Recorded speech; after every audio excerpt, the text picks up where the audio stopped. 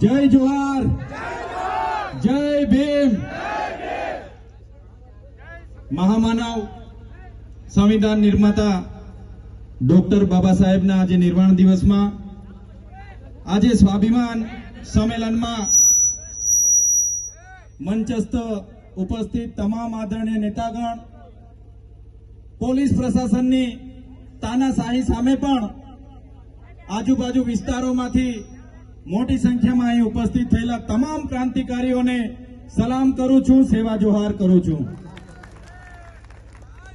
અહીંયા આવીને ખબર પડી કે પોલીસ પ્રશાસન અહીંથી સાઉન્ડ પણ ચોરી ગયું છે. ત્યારે પ્રશાસનને પણ કહેવા માંગીએ છીએ, તમે માયક અને સાઉન્ડ ચોરી જશો તો પણ અમારા આદિવાસી, દલિત, ઓબીસી માઇનોરિટીનો અવાજ તમે દબાવી નથી શકવાના. આ અવાજ સંવિધાનનો છે, આ અવાજ બાબા સાહેબનો છે, એને ક્યારે તમે દબાવી નથી શકવાના. સાથીઓ, આપણે સંવિધાનમાં માનનારા લોકો છે, આજે પણ આપણે સંવાદમાં માનનારા લોકો છે, પણ આ સરકારોને આ પ્રશાસનોને આ મંચ પરથી કહેવા માંગીએ છીએ, જે દિવસે આ બાબા સાહેબને માનનારો સમાજ સંવિધાન અને સંવાદ સાઈડ પર મૂકશે, દિવસે આ વિસ્તારોમાં આરપારની લડાઈઓ થવાની છે. સાથીઓ, આજની લડાઈ મહીસાગર જિલ્લાના કલેક્ટર નેહા કુમારી સામે માત્ર નથી.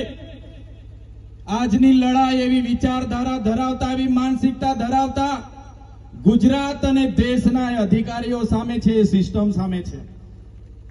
સાથે સાથે આવા અધિકારીઓને જે લોકો બચાવે છે એ ભાજપ સરકાર સામેની આ લડાઈ છે ને આવનારા દિવસોમાં સરકારને પણ કહીએ છીએ, આવી માનસિકતા ધરાવતા અધિકારીઓને બચાવવાનું કામ જો આ ભાજપની સરકાર કરશે, આદિવાસી વિસ્તારોમાં સરકારી એક પણ કાર્યક્રમ અમે નહીં થવા દઈએ. લડત અમારી ચાલુ થશે, ચાલુ રહેશે.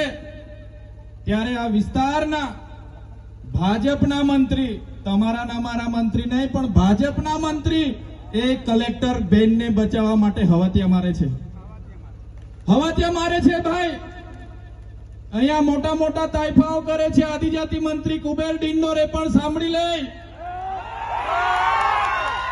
અમારા બાળકોને શિષ્યવૃત્તિ આપવા માટે બજેટ નથી એ ભાઈ પર, અને આવા તાઇફાઓ કરવામાં કરોડો રૂપિયાનો ધુમાડો કરે છે. આદિજાતિ બજેટ એને પણ ઓળખી લેવું પડશે. કબીરભાઈ ડિંડોરને કહીએ છે, નેહા કુમારીને તો અમે છોડવાના નથી. તમારામાં પાણી હોય, આ વિસ્તારોમાં શિક્ષકો નથી, એ શિક્ષકો મૂકો. તમારામાં પાણી હોય, તમારી સરકારમાં પાણી હોય, શાળા બનાવો. આ વિસ્તારમાં સિંચાઈના પાણી નથી, એ કરો. અને એ પણ નહીં કરશો તો તમારા જેવા મંત્રીઓને પણ આ વિસ્તારોમાં અમે ઘૂસવાની દે બહિષ્કાર કરીશું.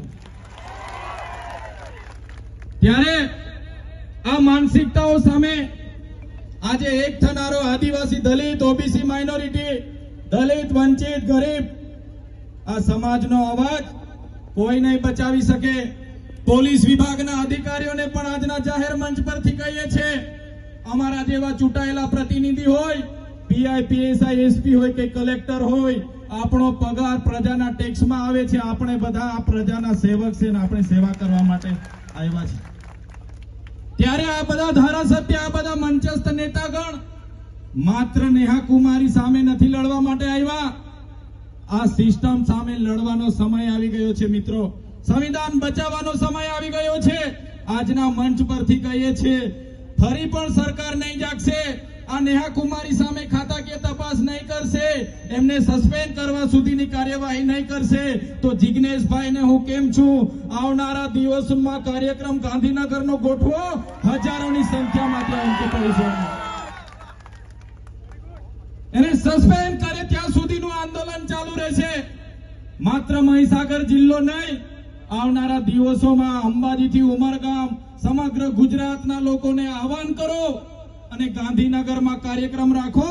નેહા કુમારી તો શું, એના જેવા જેટલા પણ માનસિકતા વાળા કલેક્ટરો હશે, બધાને આપણે સસ્પેન્ડ કરાવીને રહીશું.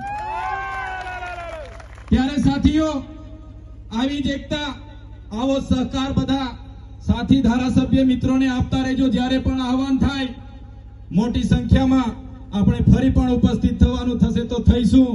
આજના આ કાર્યક્રમમાં આપ સૌ અનેક મુશ્કેલીઓનો સામનો કરીને અહીંયા સુધી પહોંચેલા છો, ત્યારે